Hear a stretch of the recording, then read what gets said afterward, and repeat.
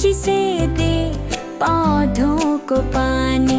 काटते हैं बढ़ी हुई घास, सभी पौधों से प्यार है खास। पक्षी बनाए पेड़ों पर घर, माली जी का गजब है हुनर।